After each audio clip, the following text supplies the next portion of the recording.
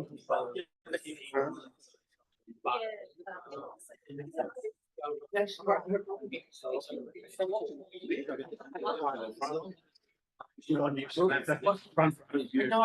evening, everyone.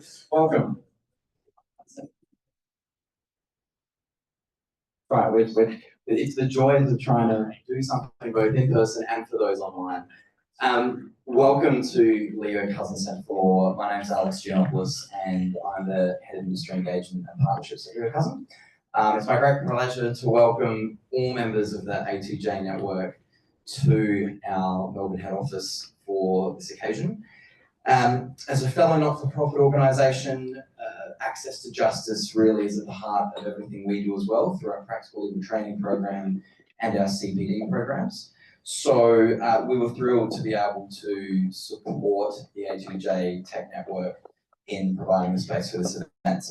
I guess as we come to terms with the rapidly changing legal profession, there's no doubt that the role of technology is going to become more and more important. It's something we grapple with every day in the work that we do, and it's so wonderful to see an organisation like yours tackling not just the challenges, but of course all of the enormous benefits that come from leveraging technology in improving access to justice in our society. So we're very proud to host you and delighted to have you here tonight, and I hope you enjoy the evening. Thank you.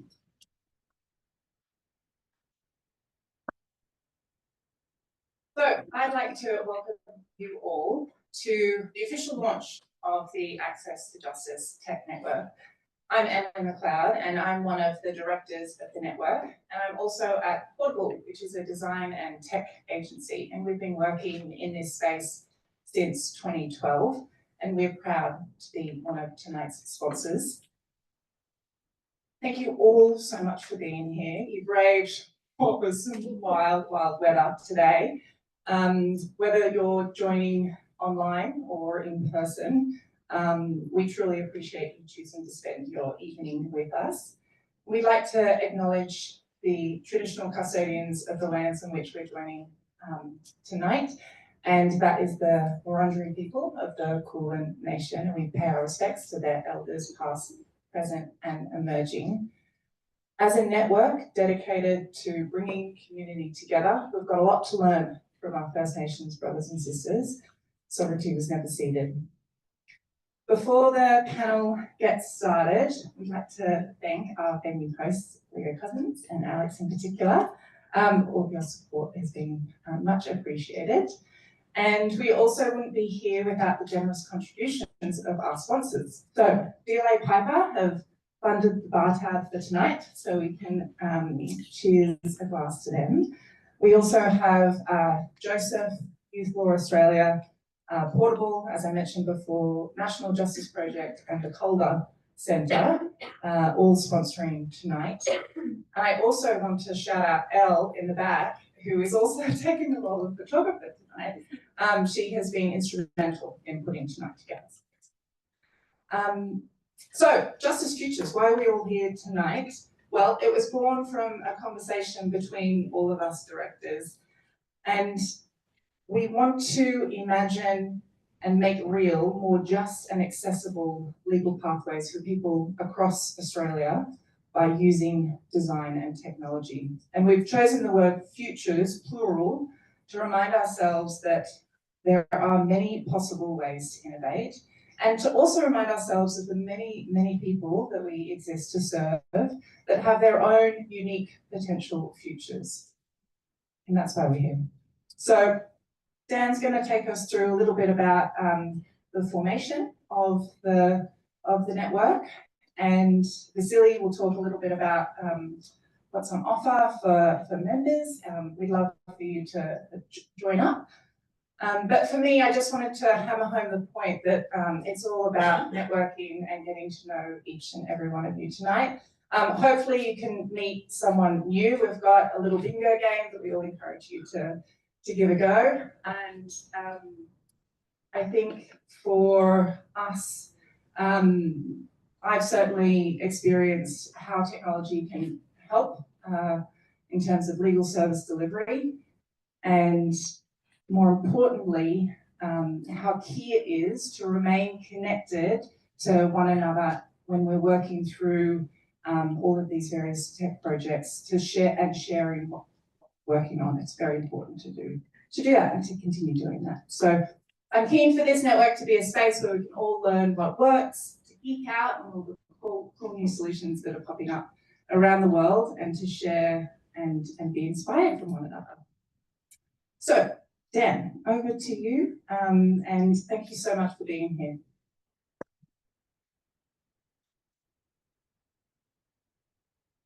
Thanks so much, Emily. It's such a delight to welcome you all, be here with you all for the launch of the A2J Tech Network. I'm Daniel Gezelbash. I'm the director of the Calder Centre for International Refugee Law at UNSW Sydney, and I'm one of the directors of the network. And I sort of took the lead on the initial start-up phase and held on just long enough so I could claim the founding chair title. But really excited to hand the reins over recently to Emily to lead us into the next phase of our development. And I just want to reflect very briefly just on some of the motivations around trying to establish this network. It came from my own experiences trying to get a few large tech and access to justice projects off the ground. The first being Watermatter Legal, which is a not-for-profit, low-fee family law practice, tech-enabled family law practice, which we set up in collaboration with Delay Piper, originally at Macquarie University, and that was my previous role at Macquarie University. And more recently, actually concurrently, the work we've been doing with the National Justice Project on a project called Hear Me Out, where we're building an AI-enabled complaints platform to make complaints making easier. And I guess one of the first attempts to go public with a Gen AI-powered direct-to-consumer legal self-help tool. And I think throughout that process in both those projects, I think at times it felt like we were really trying to reinvent the wheel. And through a lot of work, I managed to connect with a lot of the people that are in this room who were so helpful and accelerated those projects so much. And so part of the idea was trying to create a formal network where we can do that sort of knowledge sharing in an easier way rather than relying on luck or connections to put us in touch with people. The other, I guess, element I think was the success of those two projects was the fact that they managed to bring together so many different stakeholders. So it was universities, academics like myself, and students. We've come together with CLCs and not-for-profit law firms, with support from the pro bono sections from commercial law firms, technology companies, design companies, and so it's kind of what I refer to as a magic recipe for what we need for innovation in this space. And my hope is that with this network, we can kind of formalize and scale that sort of collaboration. But really, that was the seeds of the idea, but really where we go and what we're going to do is going to depend on our members and what our members want us to do. So I think we really encourage you all to sign up and get involved and lead us in the direction and create the futures that you want to be created. So I'd like to hand over or introduce our panels for our panel discussion tonight. We are really excited to have such an amazing panel who are going to approach these issues around access to justice technology from a number of different angles. We have Dr. Felicity Bell, who is a senior lecturer and deputy director of the Centre for the Future of the Legal Profession at UNSW Law and Justice, and an internationally recognized expert on new technologies and their impact on lawyers' practice and access to justice. We have Noel Lim, who is the co-founder and CEO of Annika Legal, a not-for-profit legal service based here in Melbourne that provides free legal support that empowers renters to thrive in safe homes. And I guess one of the trailblazers when it comes to innovation around integrating technology to service delivery in the CLC sector. We have Dr. Hugh McDonald, who is the research director of the Victorian Law Foundation, where he leads research on legal capability in Victoria. including the groundbreaking and highly influential Public Understanding of Law survey. And the third installment, the third volume of that survey is out recently, and I highly encourage you all to check it out. And we're also delighted to have Dr. Warren Mundy, who's an independent advisor and economist, and a former productivity commissioner, but I think you will, all in the room, know him most well from his recent role in leading the NLAP review.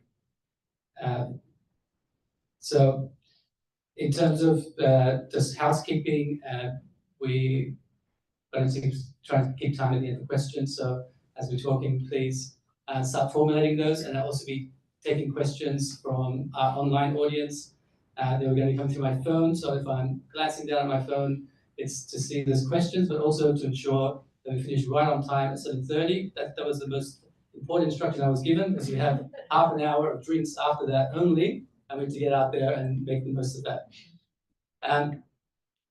So just, I guess, to warm us up, and just, I guess, for a little bit of fun, I'd like to throw to the panel and ask if they could come up with any sort of magical technology to automate anything they find tedious in their life.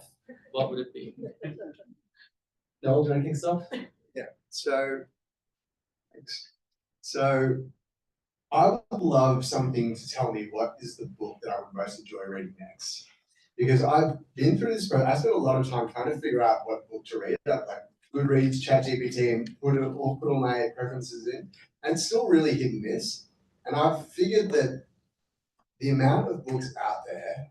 Anyway, this year I discovered a book that was by far my favorite book I've ever read, favorite series I've ever read, the Red Rising series. It's been out for like 9 years. I couldn't find it until now. There's not enough time to read all the books, or even close. And so I think if there was some tech that actually got me to read the best, I'd be very happy.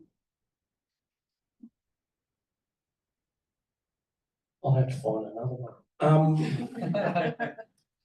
Look, the thing that would make domestic harmony much better in my household would be a magic machine that was somehow able to expand the amount of shelf space in, and we have 2 houses, but that would accommodate my need to keep buying Lego. That would be, and it's not the little stuff, it's the big stuff. And this is the problems of being an only child, not having children.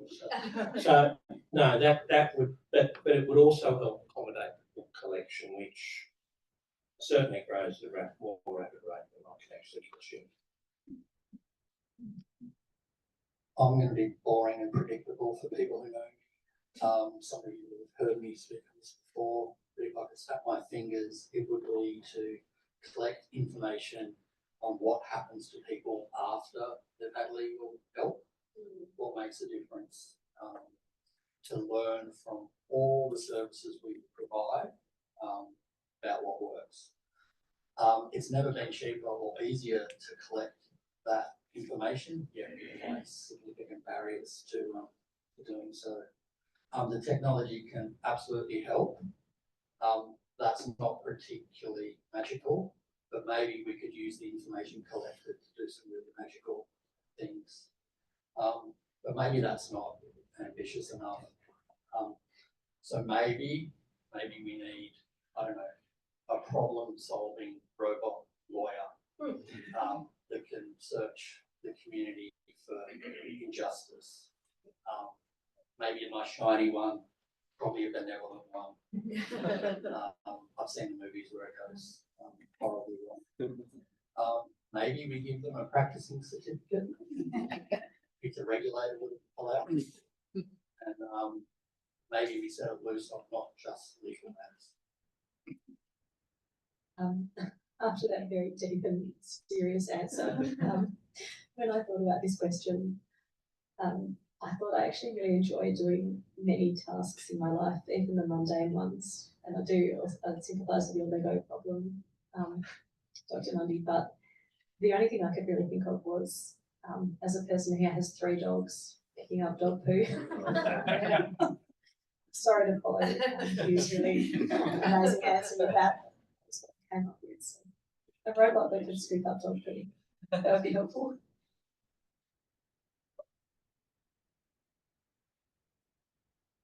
Thanks, and Laura and I would also need the same expanding shelf, but not for my Lego, for my kids' Lego, which seems to take up like my entire house right now. Turning to more serious matters, if you jumped the gun already with serious matters already, but I wanted you to provide some reflections around what barriers community legal centres are facing from adopting and effectively implementing technology in their practices. Yeah, it's a fantastic question. Sure, there's several fierce barriers, particularly when we look at, say, public legal services and CLCs in particular. We just don't see the level of technological transformation that we can see certainly in big law and big firms. And the technological transformation that we can see sweeping across other sectors. So it's, you know, it's worth pausing to think, why is that so? Well, again, being boring and predictable, one of the key reasons, you know, it's no secret that the demand for legal assistance in the community well and truly outstrips supply. We just, you know, what this means is we don't have enough lawyers and other service providers that can help people that are available to provide legal assistance to all the people who stand to benefit from it. Legal community centres sit on the front line of that demand. They're often flat out providing services, often to people at points of crisis with multiple needs and a mix of assistance that they're looking for. Certainly our public understanding of law survey recently demonstrated roughly on average the adult Victorians are experiencing about 3.2 million legal problems each year. That's a lot of people in need. That's a lot of people searching for legal help. That's a lot of people knocking on the doors, places like CLCs, being referred to them. So there's an awful lot of activity occurring. There can be really tight eligibility criteria for services, which means that people expressing a need for help at one place may not qualify for help, so they have to try and manage that situation themselves, or perhaps they're lucky enough to be referred to someone else that may be able to help. Over time, we've seen that eligibility criteria get tighter and tighter. So I know it's the technical term, there's a growing insignificance.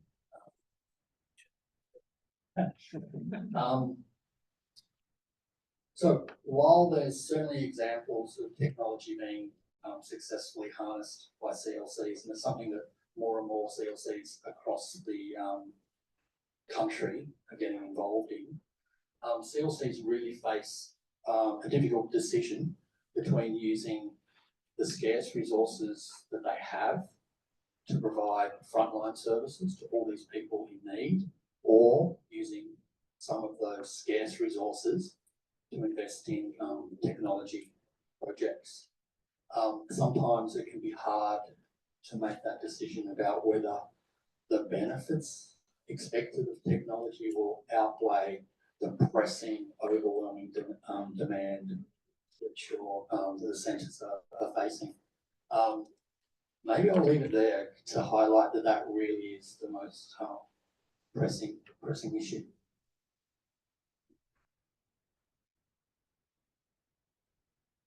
Thanks so much, Hugh.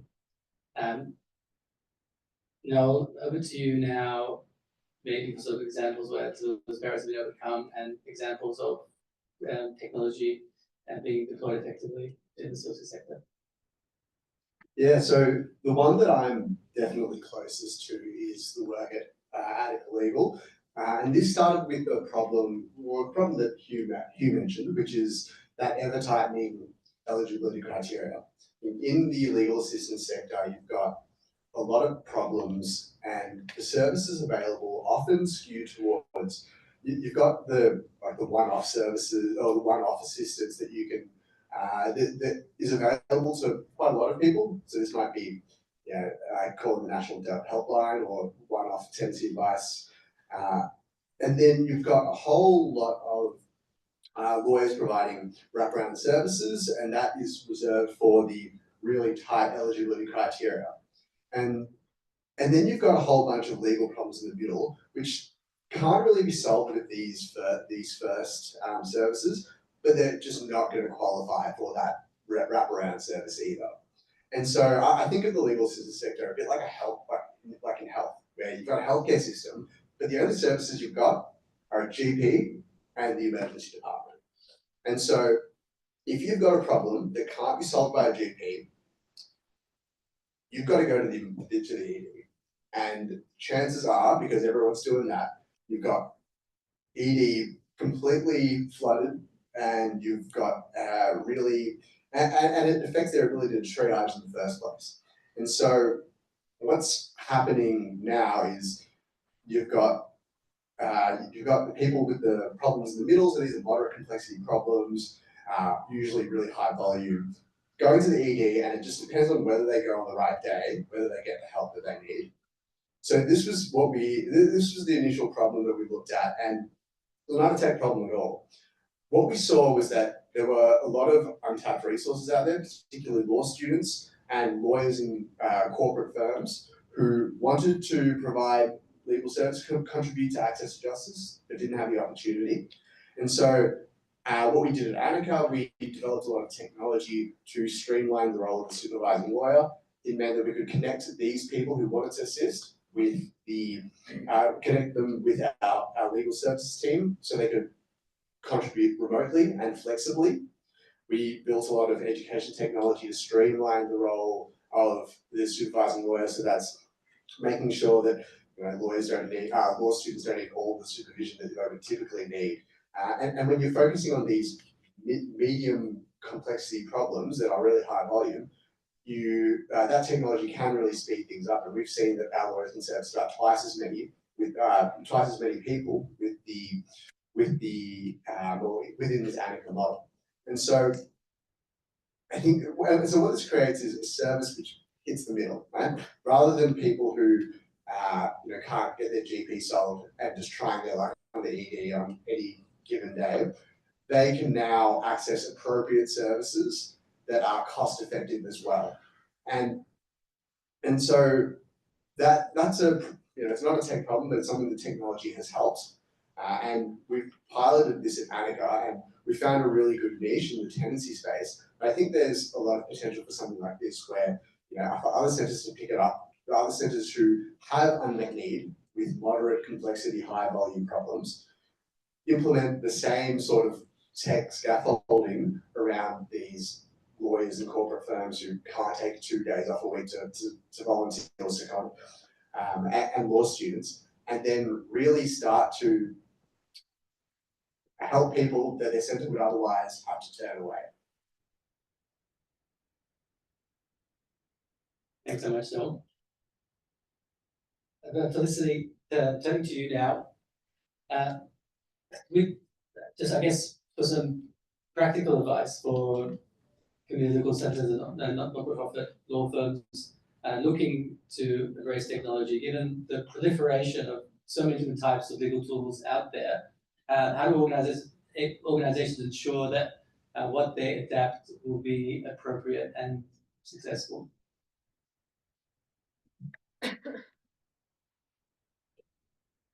So this is a very difficult question, and I think I'm going to say it straight out. I don't think I've got a great answer for it, because I think there is no magical way that we can ensure that everybody's technology works and that they're getting the most effective technology. And there's a few, Hugh's just touched on some of the really significant hurdles that are facing community legal centres and other organisations in the legal assistance sector. And the main one is just not having the resources to invest in technology upfront. So if you are, so it's quite a difficult decision, as you mentioned, to even decide that you have enough money, resources to invest in some kind of technology. And what unfortunately often goes overlooked, but which came through really strongly to me when I was talking to managers and leaders in CLCs, for example, is that there's a lot of emphasis sometimes on bright, shiny, client-facing technologies, which are fantastic in their place. But really what a lot of CLCs need is more ways to make efficiencies with their back office technology. And it's stuff that most law firms, and particularly large law firms, absolutely would take for granted. Right? Our lawyers don't have to spend a lot of time filing emails in somewhere because they just go where they're meant to go automatically, and we don't even have to think about it. Whereas in a lot of community justice organisations, lawyers who have, who knows how this is going to change into the future, but that's another question. They spend a lot of years of training to be able to deliver legal advice and excellent legal services. Are doing tedious administrative stuff that they shouldn't be doing. So I think that's one half of it, is that there has to be a recognition that we need a certain amount of upfront resources just to invest in technology. We also could do with, technology that is purpose-built, right? So we're not having to, a big theme that came out of the interviews that I did, and they were small in numbers, so I'm not going to make a massive generalisation about that, was we don't have purpose-built technology. We have to use whatever we can afford, and we have to modify it, and we have to spend ages trying to make it somehow accommodate our needs. And there was a lot of talk about workarounds, patches, etc. So it would be lovely to have something that is purpose-built for people working in this sector, organisations working in this sector. The final thing I think that's super important, and this has come through in a lot of research, is that firstly, technology change projects are very difficult. There's a reason that they're very difficult, and it's not always just about the technology, it's about the people that need to use the technology, because we're often talking about a cultural change as well as a technological change. But we've really seen the importance of designing for the people that are going to be using the technology. So if it's client-facing, then it has to be researched with clients and potential clients. We have to understand what they need, we have to understand what their preferences are, what they're going to use, what they're not going to use. It's a whole design aspect to this. If it's back office, then again, it needs to be purpose-built, and unfortunately, or fortunately, that often needs a lot of iterations. Right? We can't just buy a technology and slot it in and have it work. There's going to be a messy, tedious process of people figuring out how it works, of having to make changes and so on. So again, that design process. So I think we're probably, a lot of organisations are at a point where anything is better than nothing. But in an ideal world, there would be some thought going into the particular needs of the sector and how those can best be achieved, and where the most obvious efficiencies are. And so for a lot of clients, technology is not going to assist them. There's plenty of people, as Noel mentioned, for whom they have what did you call it, like a medium complexity, high volume problems. But then there's a lot of people for whom that isn't going to, they need a voice on the phone, particularly in the the welfare rights type, social security type sector. Right? They've had enough of automation from Centrelink. Like, they just want a human to help them, and that's what they need. So we're never going to automate away that easily. Sorry, no magic solutions, but those are my thoughts. Design, resources.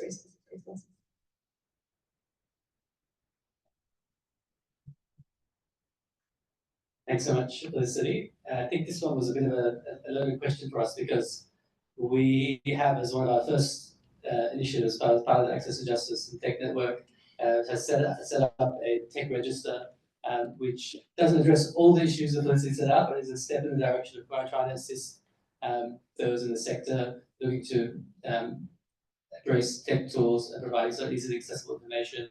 And so the first bit that is already live up on our website is the tech register of the practice management systems. Because we know many of the CLCs in the sector are in the process of finally getting off class and having to find and new practice management systems. And it's, that one thing. So I just online is going to request that everyone speaks closer to the microphone for people online. Okay, try and do that. So as I said, that was another thing that came out of the interviews that I did, is that the need to share information. I would really like to know what other people are doing. We'd like to be able to ask our tricky, convoluted, curly questions and have some kind of answer from someone who's also gone through this experience. Like, let's pool our resources.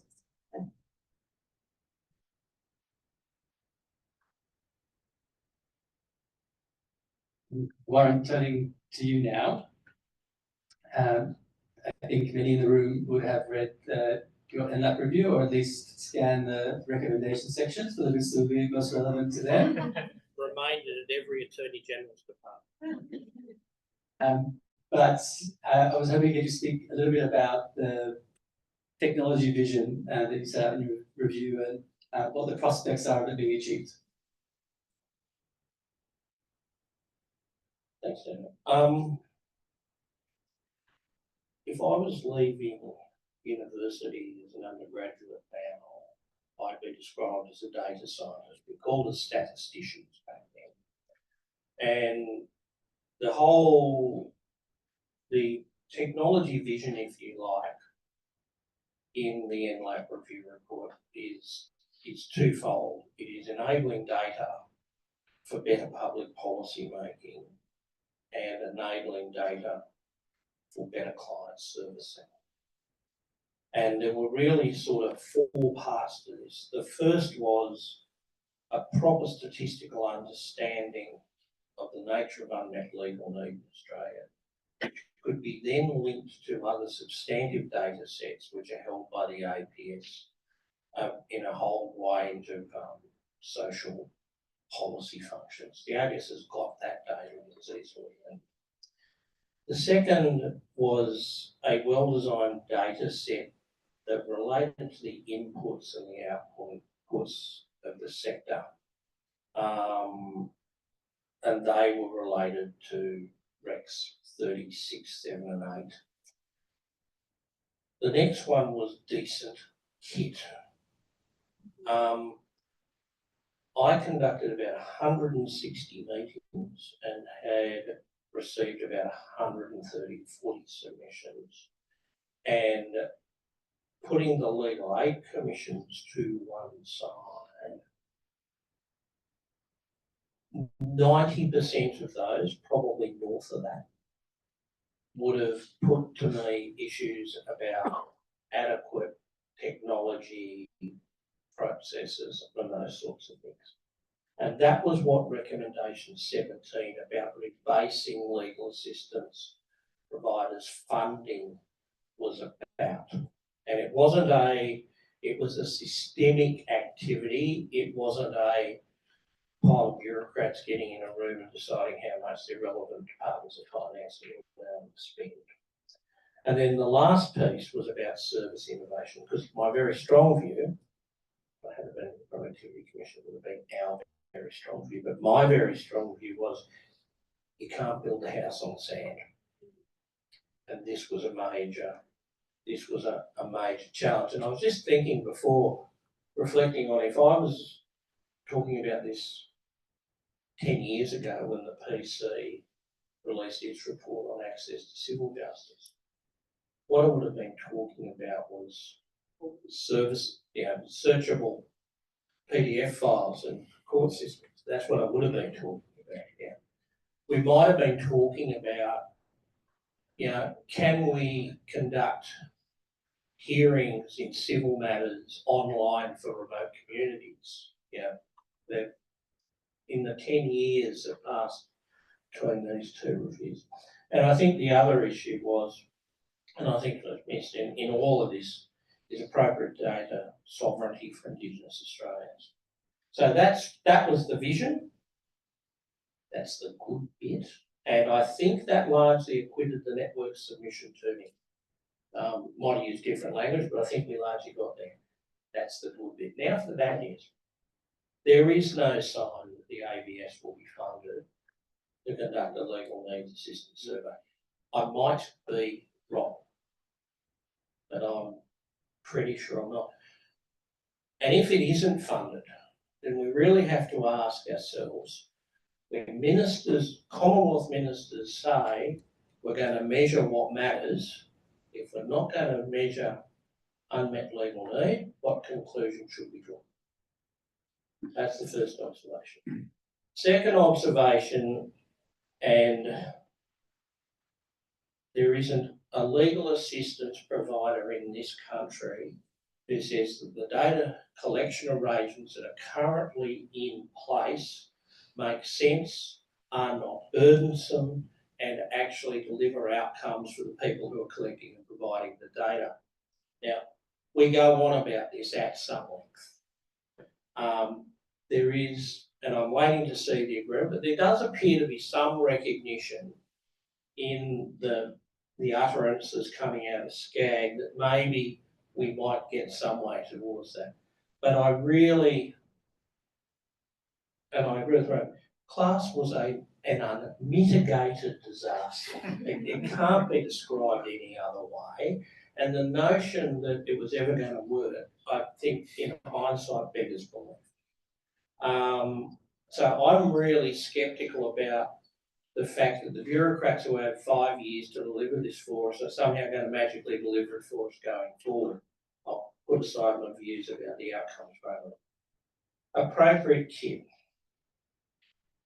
I went to the Bush Court in Wanneroo, and the prosecutors had all this good IT kit.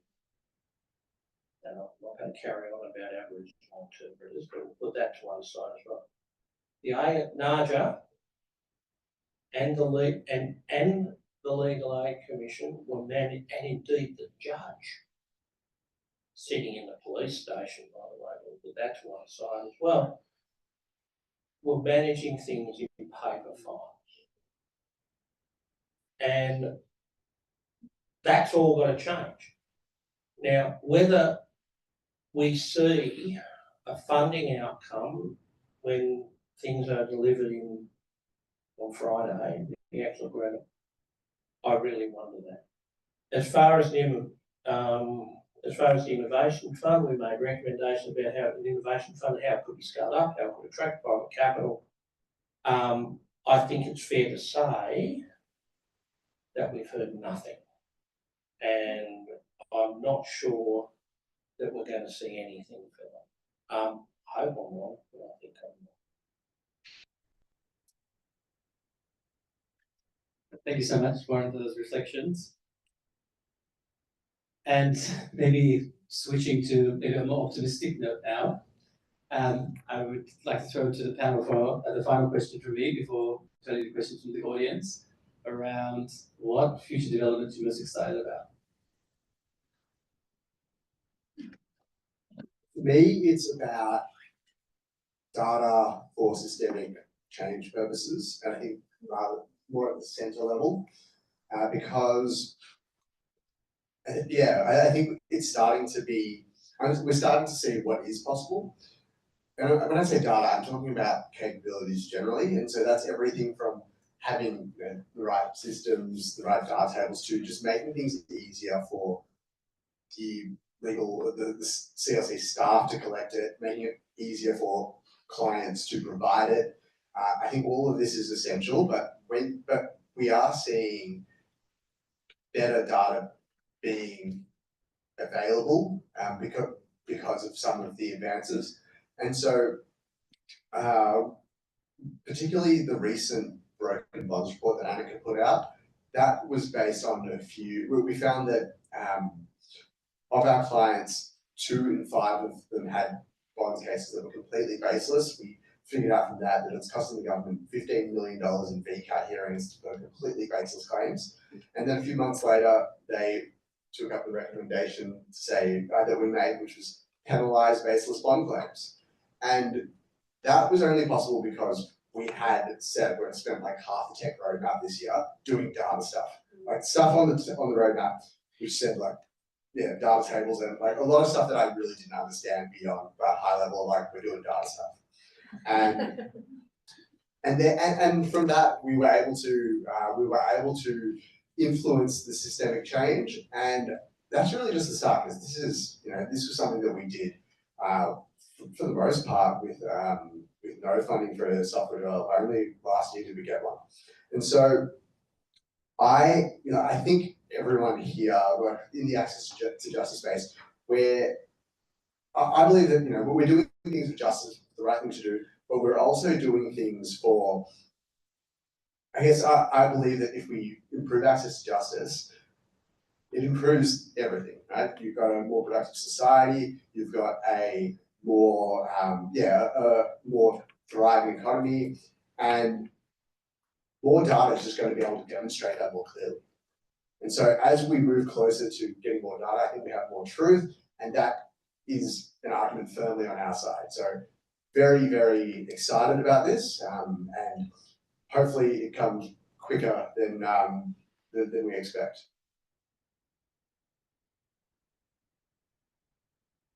I think the thing I'm most excited about, and Noel touched on it, was we know, and it's undisputed, that about half the people living below the poverty line fail the legal aid mechanisms. And that's just not those pointy heads of the PC, it's been others as well. And then there's this horrible group, and I'm responsible for this, called the missing middle. And there are a lot of people, very average, who have all sorts of disputes. Tenancies is a classic example, but there's lots of others. And what I'm most excited about is the ability perhaps to automate the resolution of those disputes with some sort of AI technology, which, if it won't resolve the dispute, it will give people a pretty reasonable idea about where it's going to end. Because you all know that you have clients that you've been in court with, and I certainly have seen it in planning disputes when I was at Melbourne. But people will, and it's a bit like the castle stuff, right? That they're aggrieved, but they've got no case to argue. And try to improve the efficiency, because at the end of the day, and this was the point we made in the PC report, is that failure to resolve disputes undermines property rights. And it is property rights and the ability of people to enforce their rights, and indeed other rights, human rights and other rights, that actually provides efficiency in the economy at large. And I think that's the area for me where there's a real opportunity for productivity enhancement, and just people not wasting time and money on crap.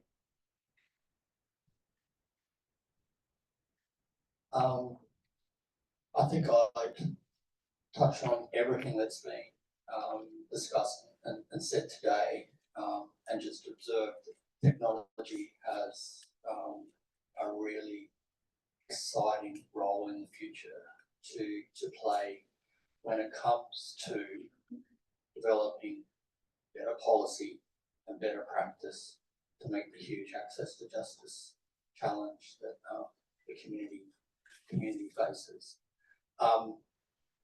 If we are able to do something magical to unlock the data sets, the data insights, we can definitely design for the access to justice challenge.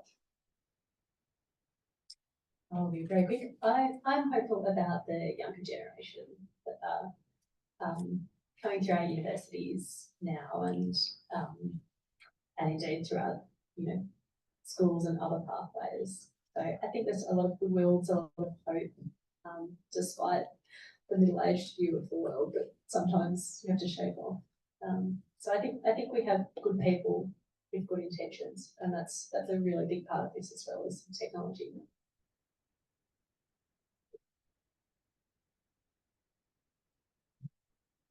Thank you for reinjecting some optimism into the room. But I must say I was a little bit disappointed that no one pointed to this network as one of the most excited about the network. But we have also done a fantastic job of keeping on time, and so we're still on track to get to drinks at 7:30, and we have 13 minutes for questions. I might throw to one from online, but start formulating your questions in the room. I'll turn to the audience after that. There's one from John online who asks to the panel, resource constraints, capability gaps, and a mixed track record of designing and implementing effective technology tools are challenges facing many legal service organizations, particularly in the public sector. What are the panel's thoughts on how we can avoid duplication of effort to exploit the potential of technology to improve A2J? We know coordination, system thinking, and shared vision are critical, but how do we get better at doing those?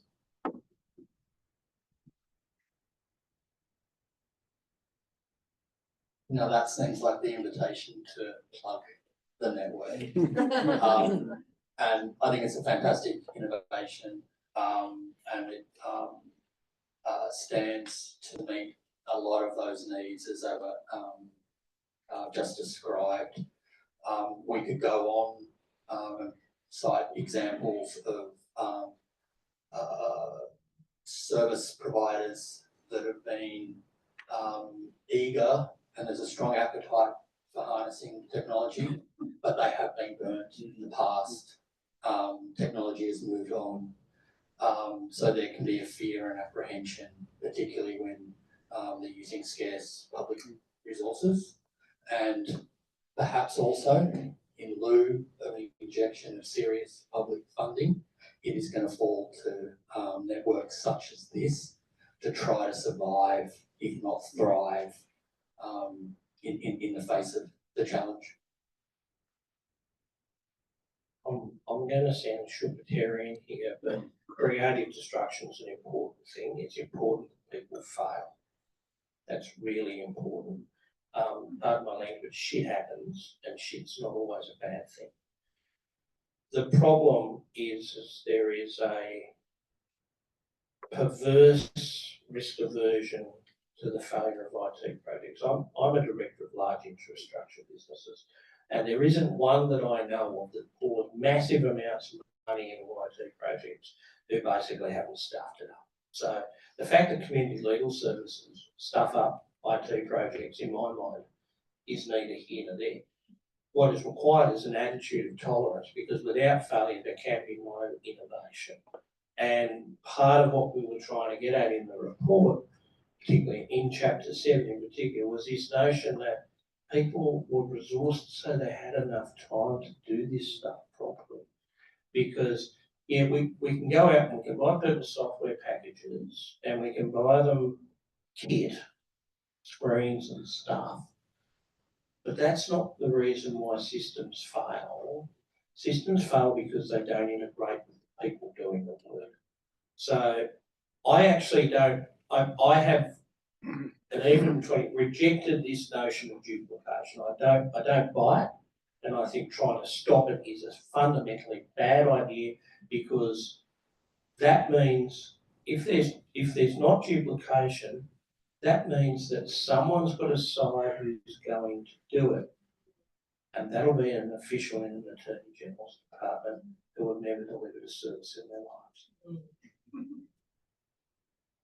The result is we end up with class. My views on class well. I'll throw it out to the audience now.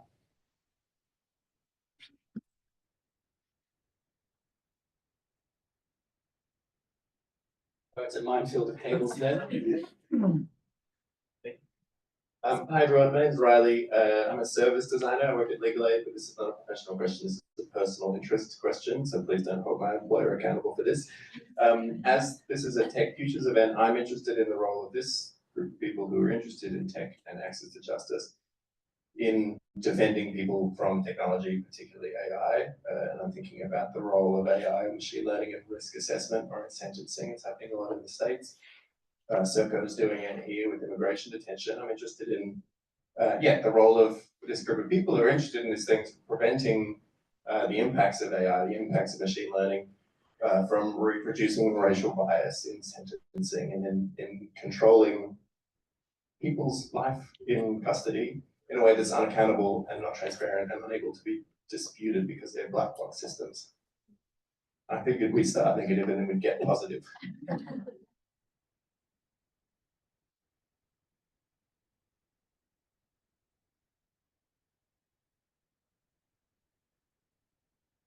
Thanks for the question. I think it is really important. I had this similar thought when we were talking about data, in that data can do so much good. It can also do so much harm if we're not using it appropriately.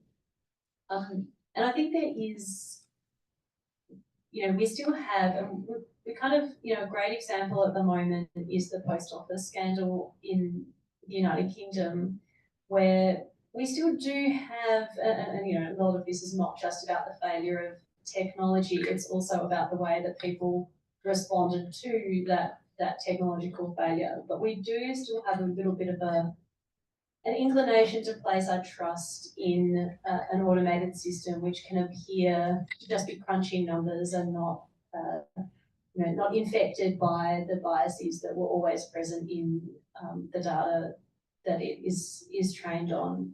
And so I think we really need to be aware of the potential for problems, and it's very easy to fall into a trap, and I think we can see this. So I read an article the other day about a claims assessor, again from the UK, which could weed out cases that were likely to be unsuccessful with roughly 90% accuracy. And I read that and I thought, well, that means that there were 10% of claims which were viable, but which were not, which were screened out by this screening system.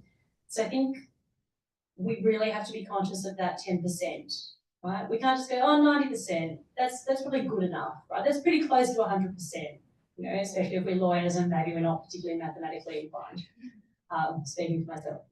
So I think we have to always be conscious of those fallibilities.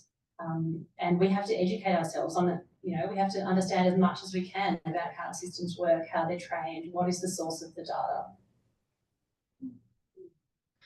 Yeah, I think I'll tackle this from a different point of view in so far as I think this is a regulatory challenge. It's undeniably a regulatory challenge. I also think when you're using technology for access to justice, you should be monitoring and evaluating that technology on its impact on access to justice. From our research, we would predict that certain technologies are going to work better for some people, some types of problems than others. There's some of the things we need to learn to be able to monitor, to then reflect on that and add that as part of the design challenge going forward. There's also, this is a question which is taking up a lot of time and energy of our international colleagues. So I think there's opportunities to learn from developments around the world. You can come up with sandbox environments where the regulator creates a space for learning from technological experimentation, if not development. But again, part of those sandboxes are looking to monitor the access to justice impacts. We've been here before, it's called RoboNet. Right? And the reason why RoboNet happened is because the systems that were being used by the relevant department, which had a human oversight element to it, were abandoned. And then just the machine took control. So that's my first observation. My second observation, and I do a lot of economic regulation work. And I've heard a lot about sandboxes over the year. And sandboxes are fine if it means the electricity distribution company doesn't quite get the rate of return it should. Sandboxes are not okay when someone goes to jail or someone is impoverished. And the fundamental and underlying principle of environmental law of the application of the precautionary principle. When we are looking at IT applications for access to justice, needs to be applied without exception. Thank you. I think we can get one quick final question. We're running out of time, but if anyone has a quick question in the audience.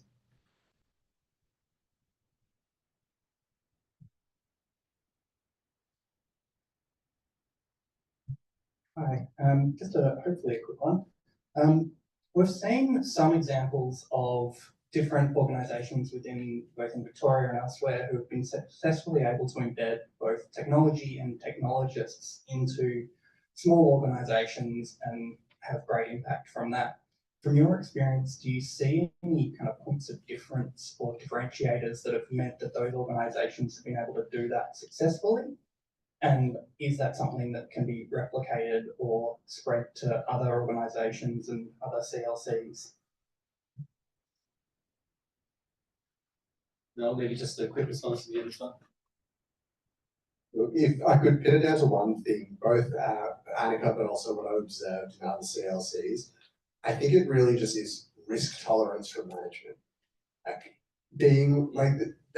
management doesn't always know what to do, but there will be someone in your organization who has some idea, who really wants to do it, and what it takes is giving them responsibility and saying, yep, I back you, and maybe it doesn't work out, but it's like that's what we need to do to make things different. And yeah, I think it's as simple as that. So if anyone, empower your champions within the organization who might bring some different thinking at the top level.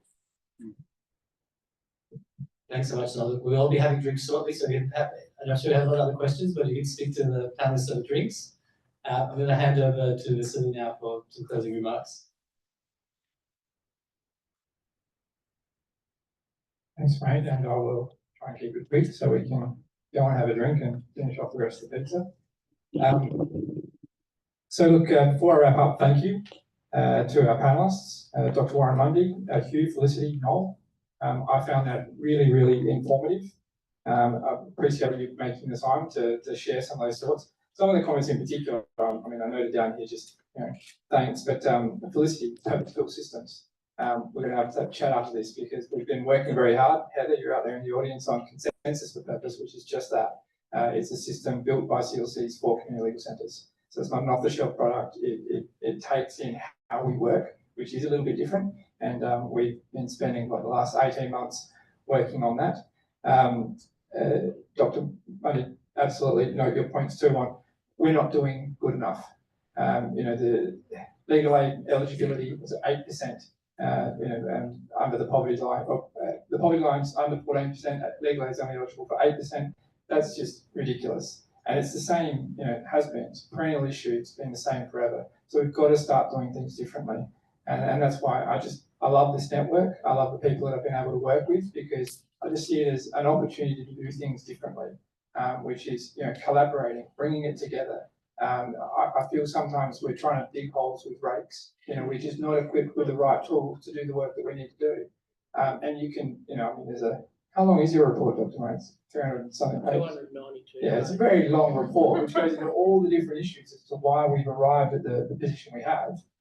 But absolutely, I think this is the first step. Bring it all together, bring all the like-minded people together. Let's share, let's collaborate. I'll go through because there are a few others. My fellow directors and founding members, I did want to thank you, in particular this man here, Dan. You conceived this idea. We're all here tonight because of the idea you came up with. I don't know how long ago it was. Long time. It feels like a long time, but we're here tonight because you've come up with this. It's just great to see it arrive at this point. The back of the room there, Emily, thank you so much. You've done just a tremendous job. And where are you, Elle? Fantastic. You, absolute, just great job. This has been absolutely lovely. I thought before I encourage you all to sign up for membership that I would quickly touch on just what we're about. And I'm not going to try and reword this because we workshopped it in one of the meetings. But the Access to Justice Technology Network, we're a network of tech agnostic, exploratory, evidence-driven change makers. We're on a mission to increase access to justice through the use of technology Australia-wide. I actually love that. I think we did a good job on it, so it was worth our one meeting that it took us. Yeah, absolutely. Now look, how do we do that? Well, we're building a network, which is the first step, which is why we're here tonight.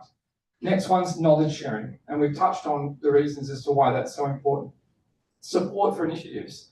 The discussion the panel talked about, being comfortable with failure. I think that's absolutely, it's just part of this space. But the thing that I picked up from that is failing's okay, especially if you're comfortable sharing your failings. I've made many mistakes in the 5 years since Marrickville Legal Centre has undertaken many tech projects it has. And as many of you in the audience know, because you've reached out to me individually, I'm very happy to share those. We learn more from our mistakes than we do from our successes. So if any of you are taking on these projects, or you know anyone that does, we just need to create this network, which we have, where you can be comfortable sharing that. So we all learn, we all do better as a result of it. And that's really it, the guidance and problem solving. I mean, I've just kind of summarized the website, but feel free to jump on there. That, for me, is why I'm here. As I said, we embarked on some pretty ambitious projects 5 years ago. And I'll be completely honest with you, sharing that we made big mistakes and they were hard. And we were not resourced to do them. We did them anyway. It just meant me working 70-hour weeks for quite some time. But we're at a point now where I'm really proud of where we're at, but I don't want anyone else having to go through that. So we consolidate, we build this network, and I truly believe that each and every one of us are going to be able to share ideas and do a much better job and just ultimately improve access to justice. Because as I said, it's just not good enough at the moment. So look, if you're considering a tech project in the next 12 months, it's just a no-brainer. Join up. Look, if you haven't already, have we got QR codes or something somewhere? Fantastic. Yep, Emily's pointing out that they're there. So sign up. I won't take up any more of your time because I know you're eager to hit that bar. And thank DLA Piper for sponsoring the tab. So I'll leave it there. Thank you all, everybody, for coming tonight.